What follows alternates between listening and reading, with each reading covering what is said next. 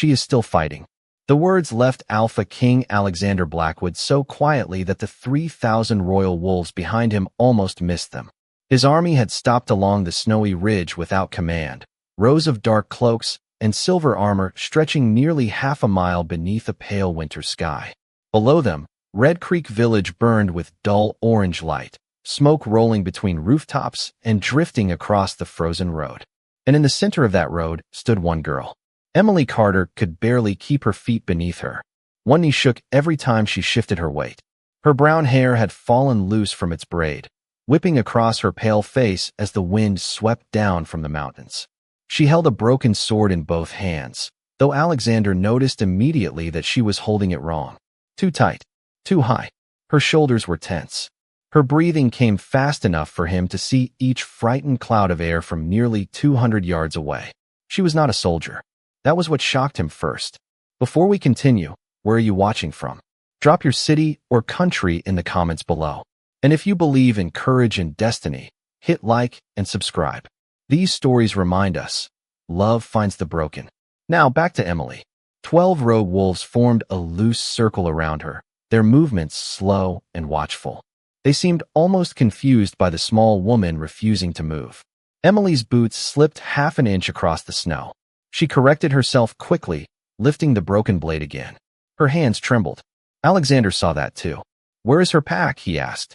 General Marcus Hale scanned the village below. Gone, Your Majesty. Alexander's silver-gray eyes narrowed. Gone where? South, according to the tracks. Wagons. Horses. At least 200 wolves. Marcus hesitated. They left hours ago. Something cold settled behind Alexander's ribs. He looked at Emily again. Poor clothes. Worn boots. No armor.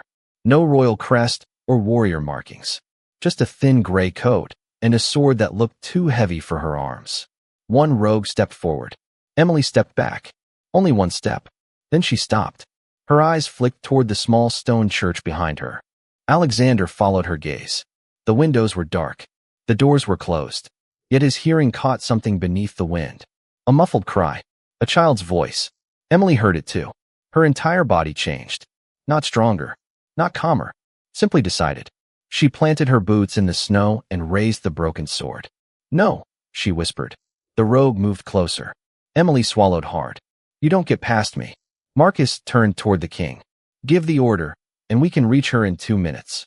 Alexander did not answer. His wolf had risen inside him, restless and unusually alert. There was something wrong with this scene. Something he could not yet name. Emily looked terrified. Every instinct in her body appeared to be begging her to run. But she remained between 12 wolves and a locked church. Alone. Forgotten. Shaking so badly the sword trembled in her hands. And still standing. Alexander Blackwood had watched armies charge into battle. He had seen trained warriors face impossible odds beneath royal banners. But he had never seen courage look like this. Small. Frightened. Poorly armed. The first rogue moved. Emily tightened her grip. Alexander leaned forward in his saddle, his gaze fixed on the girl below. Who are you? He whispered. And for the first time in years, the Alpha King felt something stronger than command. He felt the need to know. 3 hours earlier, Emily Carter had been sorting dried winter mint in the Red Creek medicine room when the warning bell began to ring. Once, twice, then again, faster, louder, carrying across the village with a sound every wolf understood. Rogues. Emily froze with a bundle of herbs between her fingers. Outside, doors slammed. Boots rushed across wooden porches. Horses cried out as wagons rolled toward the southern road. She stepped into the cold and nearly collided with a pack guard. What happened? She asked. He barely looked at her. Northern scouts counted more than 20 rogues near the ridge. Alpha Warren ordered an evacuation. Emily's heart tightened. Where do I report? The guard was already moving. Check the list. The list had been nailed beside the meeting hall. Families crowded around it, calling names and gathering children. Emily waited until the stronger wolves had pushed past her, then searched the page. Carter. She searched again. Slowly. Carefully. Her name was not there. There must be a mistake, she whispered. There is no mistake. The voice belonged to Linda Mercer, the pack steward, a tall beta woman wrapped in a heavy blue cloak. Emily turned. My name is missing. Linda's expression did not change. The wagons have limited space. I can walk. The Alpha ordered us to prioritize trained fighters, healers, families with young pups, and wolves considered essential to rebuilding. Emily stared at her. I work in the medicine room. You sort herbs. The words were quiet. Somehow that made them hurt more. Emily glanced toward the wagons. Then give me supplies. I will follow on foot. Linda stepped closer. Emily, do not make this difficult. There it was. The same careful tone people had used with her since she turned 18 and failed to shift. Poor Emily. Quiet Emily. Wolfless Emily. A girl born Omega was already expected to stay behind stronger wolves. An Omega without a wolf was considered something even lower. Emily looked at the list one final time. How long until the rogues arrive? Linda hesitated. Maybe 2 hours. Then she walked away.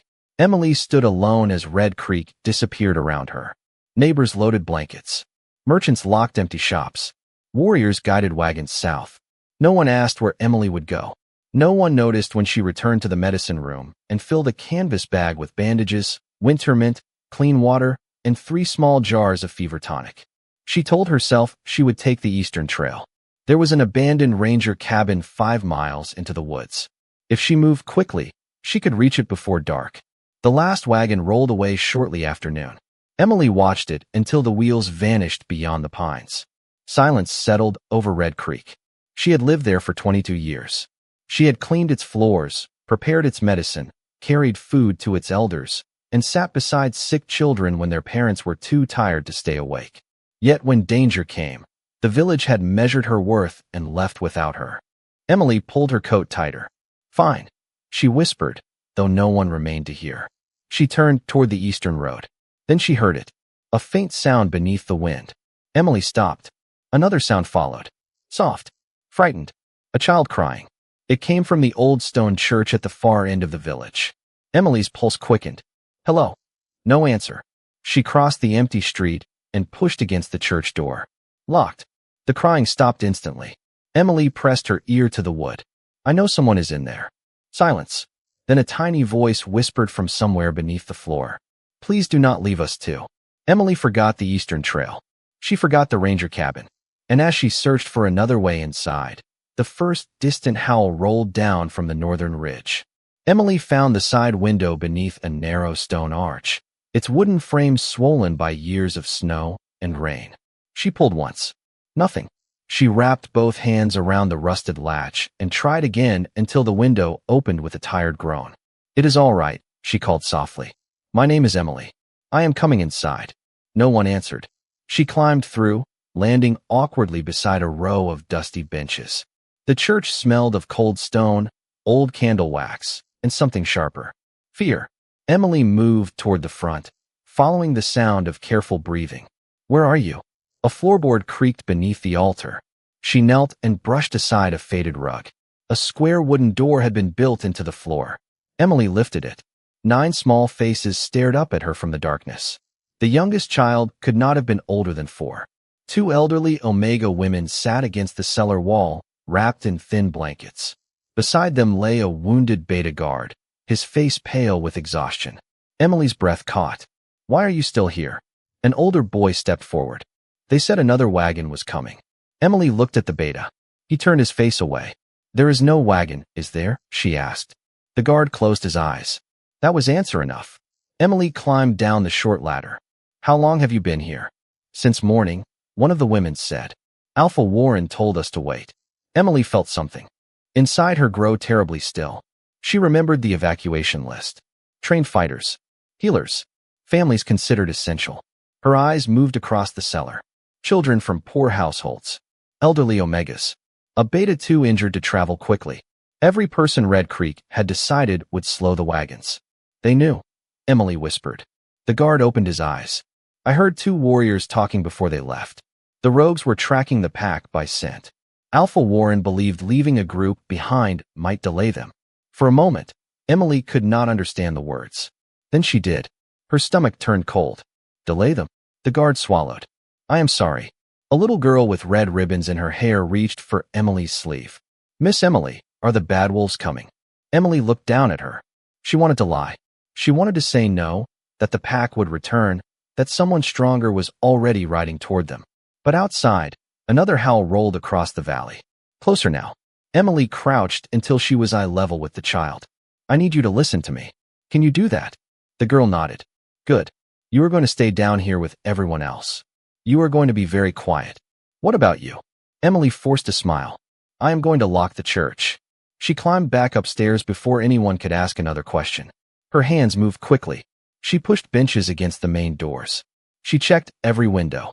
In the storage room, she found 2 lanterns, a coil of rope, and an old iron shovel. None of it felt like enough. Through the front window, movement appeared near the northern road. Dark figures between the trees. Emily stepped backward. Her heartbeat became so loud she could barely hear the wind. Run, something inside her whispered. The eastern trail was still open. 5 miles to the ranger cabin. She could disappear before the rogues reached the village. Then the little girl beneath the floor began to cry again. Emily closed her eyes. All her life, stronger wolves had told her what weakness looked like. A quiet voice.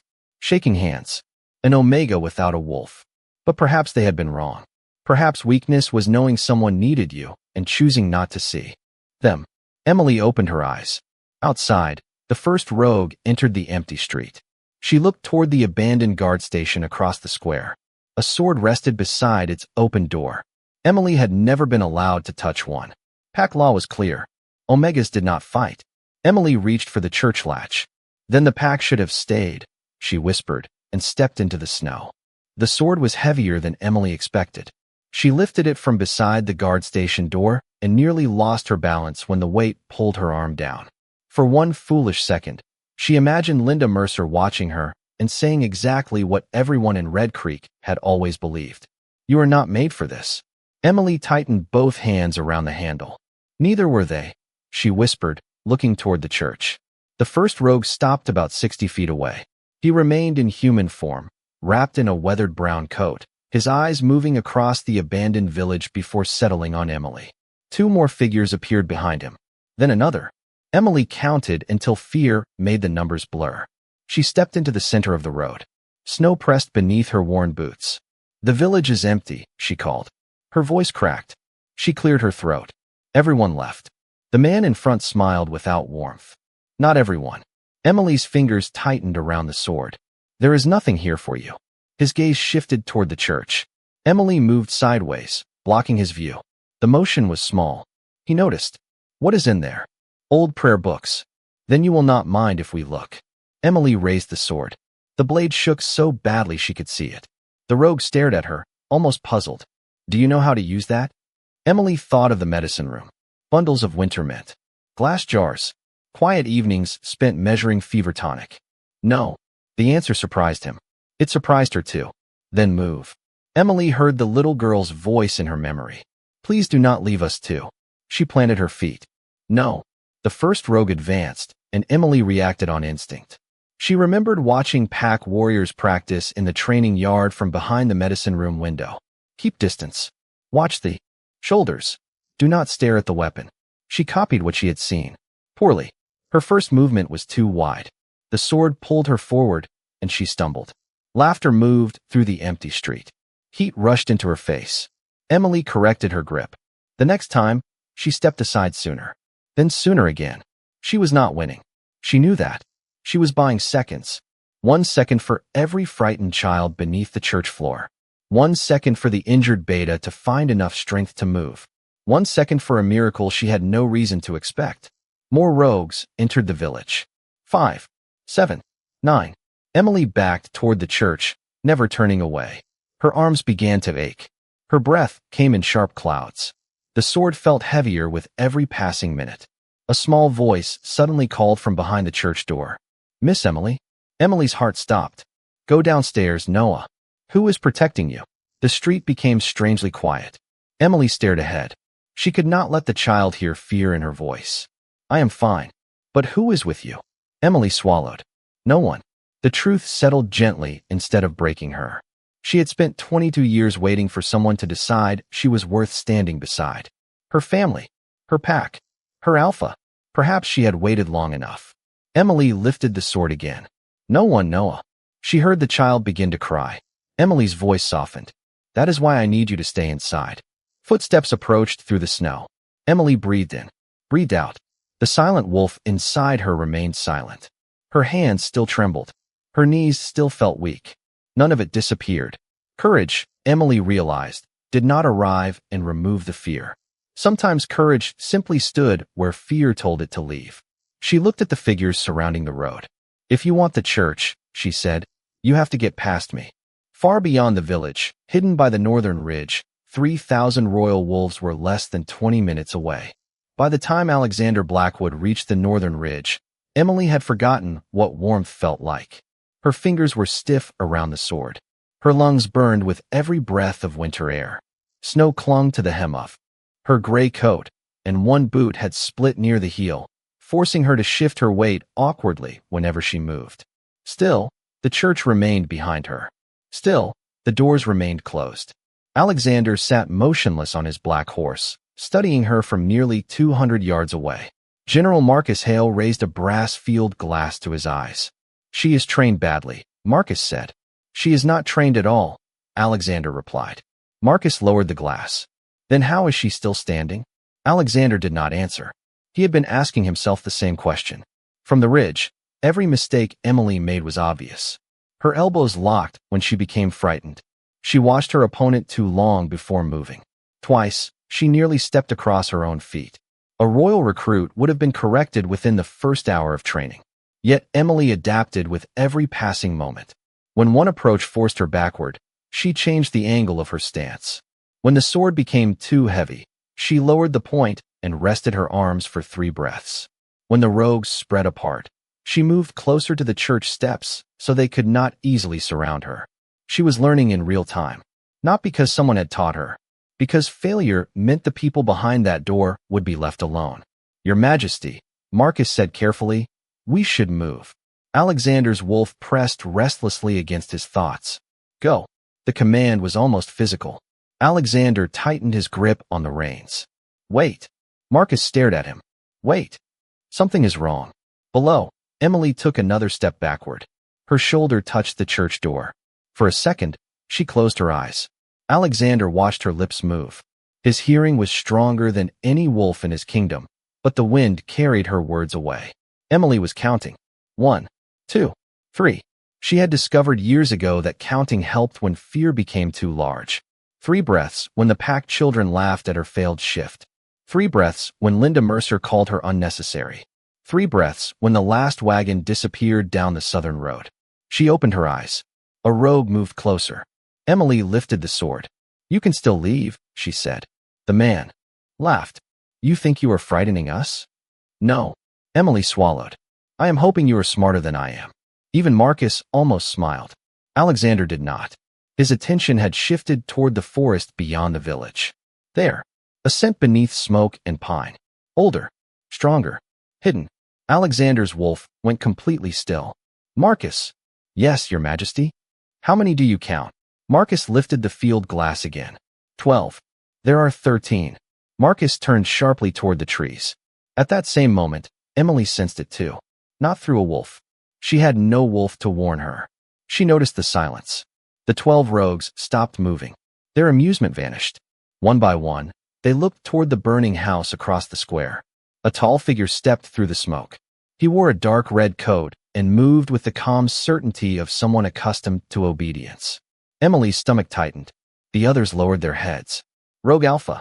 The man studied Emily, then the church behind her. "So," he said softly, "this is what Warren left us." Emily's grip loosened. "You know Alpha Warren?" The rogue Alpha smiled. "Know him." He took another step. "Your Alpha gave us this village." The cold seemed to disappear. Emily heard only her heartbeat. "You are lying." He needed time to move his strongest wolves south. The man's gaze passed over her worn coat. "We needed a reason to stop here." Emily thought of the evacuation list. Essential wolves. Limited space. Do not make this difficult. The truth arrived without mercy. Red Creek had not forgotten her. They had chosen her.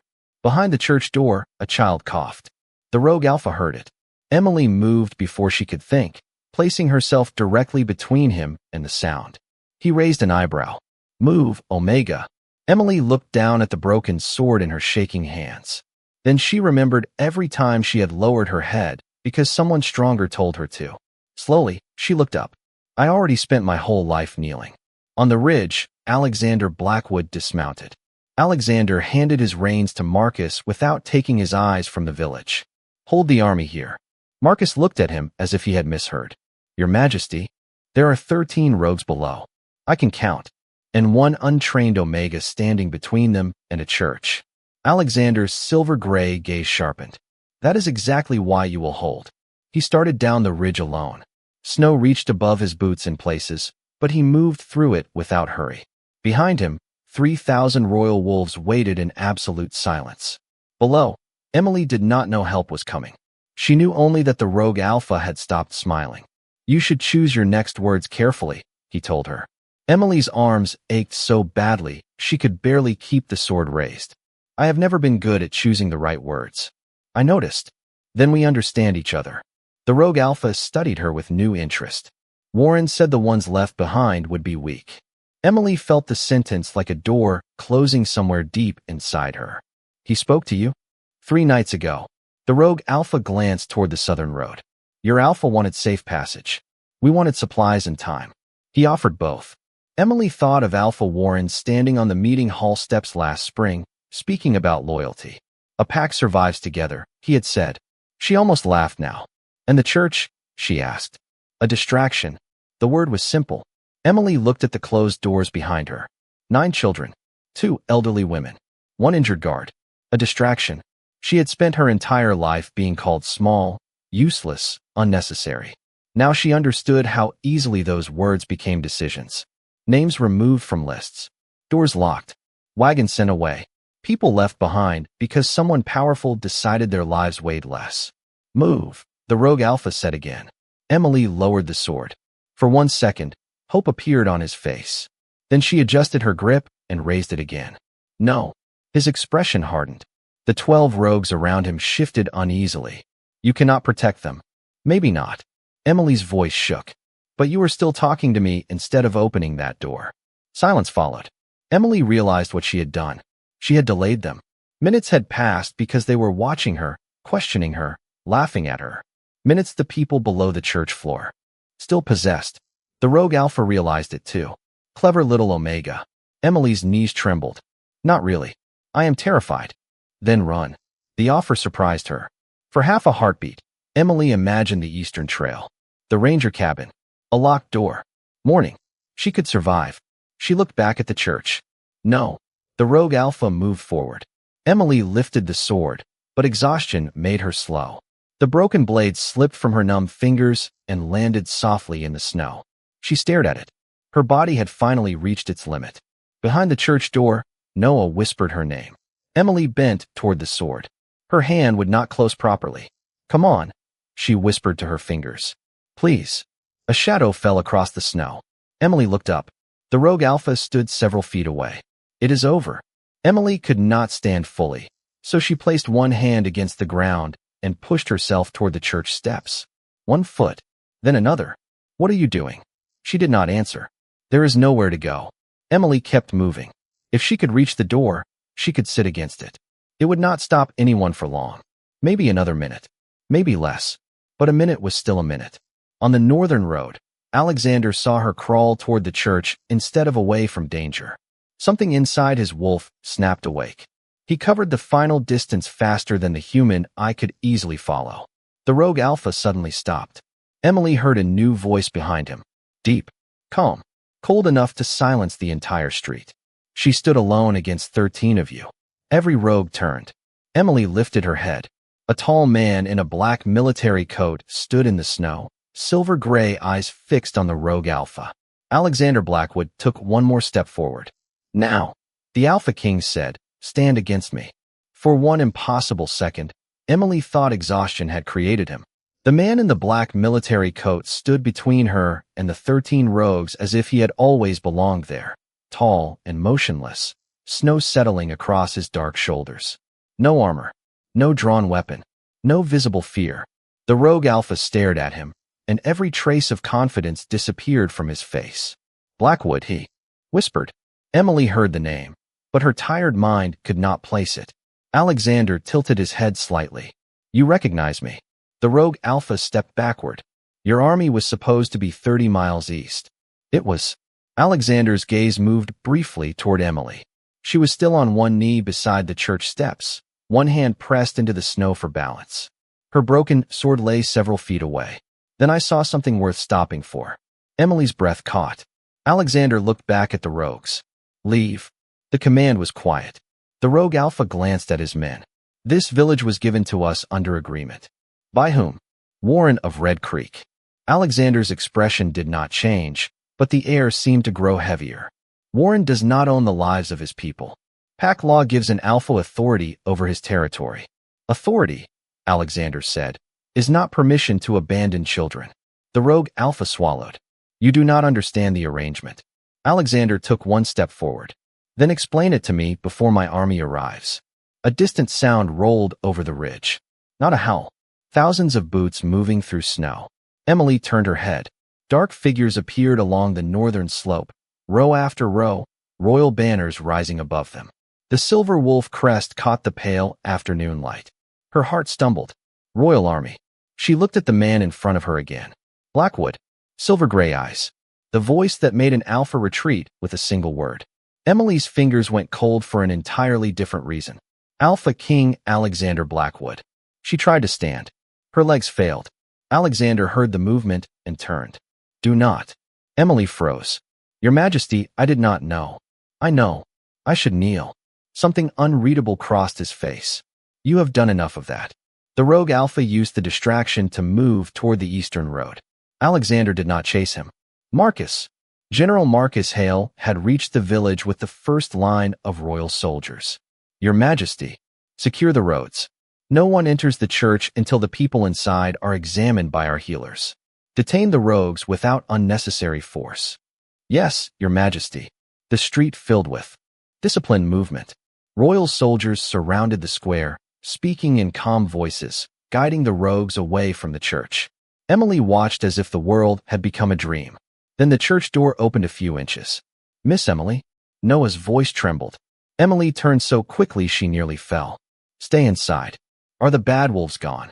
She looked at Alexander. He gave one small nod. Emily's shoulders dropped. The strength holding her upright vanished all at once. Alexander reached her before she touched the ground. One arm steadied her shoulders, careful and firm. Emily stiffened. I am fine.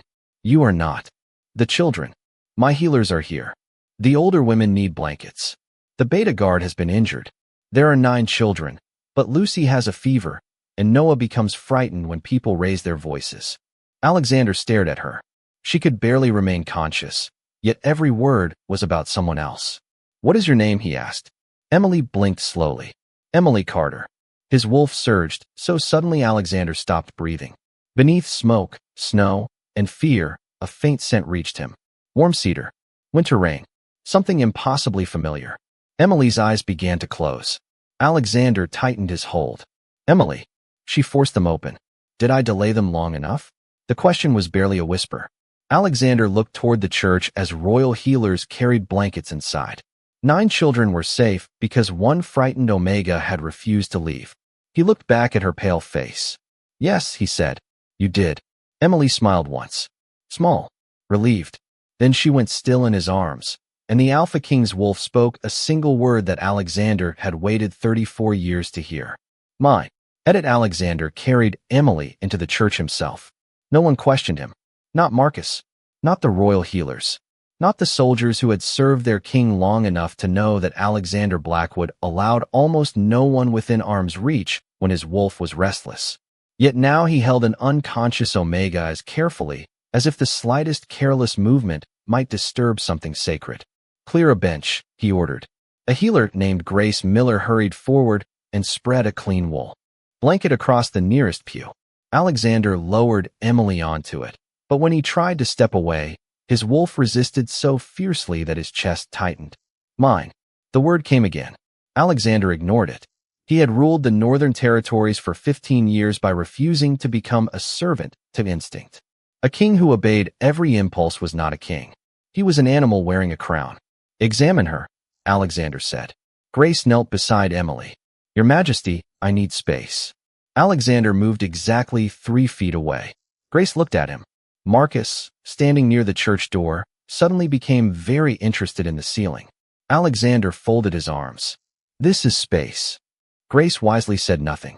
Emily remained unconscious while the healer checked her breathing, pulse, hands, and eyes.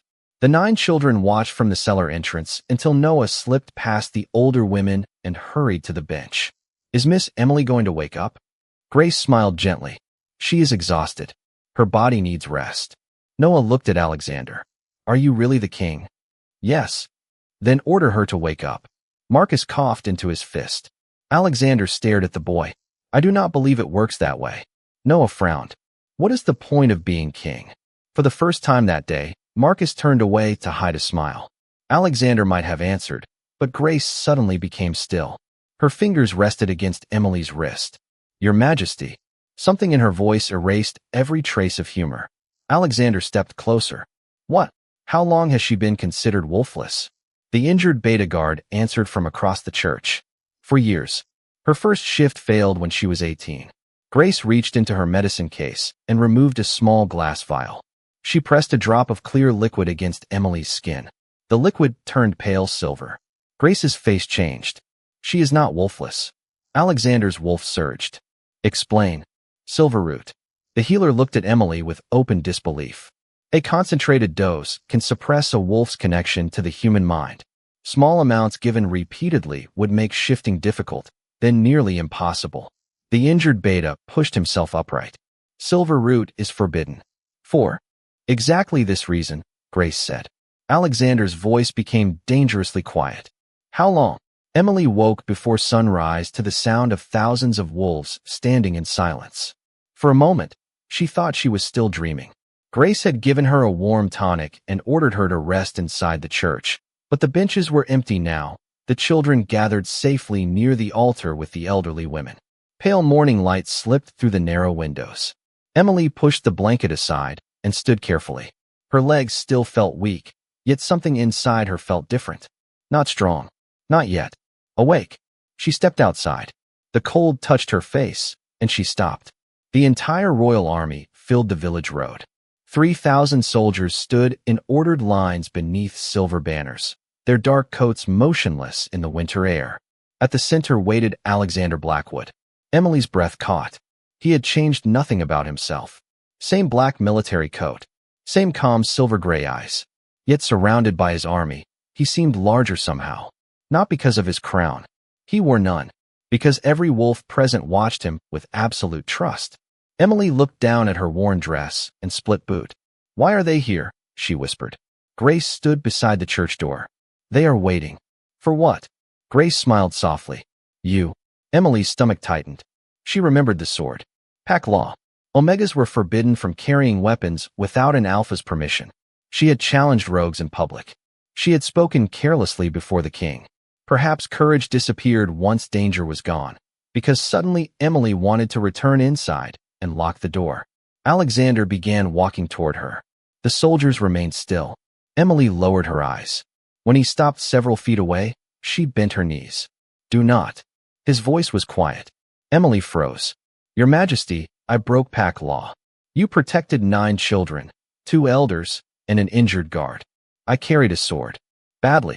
Emily looked up before she could stop herself. Alexander's mouth almost curved into a smile. Very badly, he added. A few soldiers nearby struggled to remain expressionless. Emily stared at him. Am I being punished? Alexander's amusement vanished. Is that what you expect? She did not answer. She did not need to. He had seen Red Creek. He knew what her pack had taught her to expect. Alexander stepped closer. Alpha Warren has been detained. Linda Mercer will answer questions about the Silverroot. Every person involved in abandoning this village will face royal judgment. Emily swallowed. And me? Alexander looked at her for a long moment. Then, before Emily understood what was happening, the Alpha King lowered himself onto one knee. A gasp moved through the village. Emily stepped backward. Your Majesty. Alexander bowed his head. Behind him, Marcus Hale knelt. Then Grace. Then the first row of royal soldiers. The movement traveled through the army like wind across a field. One row after another, 3,000 wolves lowered themselves into the snow. Emily could not breathe. What are they doing? She whispered. Alexander raised his eyes to hers. showing respect. To me, they called you weak because they measured strength by rank. His voice carried through the silent road. They called you useless because your kindness did not frighten them. They left you behind because they believed the lives inside that church were worth less than their own. Emily's eyes burned. Alexander continued. And when everyone stronger ran, you stayed. Something warm moved beneath Emily's ribs. She pressed a hand to her chest. Grace took one careful step forward. Emily, the warmth spread. Not painful. Familiar. Like hearing a voice from a room she had forgotten existed. Emily closed her eyes. For 4 years, there had been silence. Now, somewhere deep inside her, something breathed. Emily. Her knees nearly failed. I can't hear her. Alexander stood slowly. His wolf surged in answer. Emily opened her eyes, and for one brief second, pale silver light moved through them. A sound rolled from her chest, low and clear, carrying across the snowy valley. 3,000 wolves lifted their heads. Alexander stared at her. His wolf spoke again, stronger than before. Mine. But Alexander did not claim her. He did not command her. He simply held out his hand. Emily looked at it. What happens now? She asked. Alexander's voice softened. Now you choose. Emily placed her hand in his. Warmth rushed through her, and the wolf inside her whispered a single word. Mate.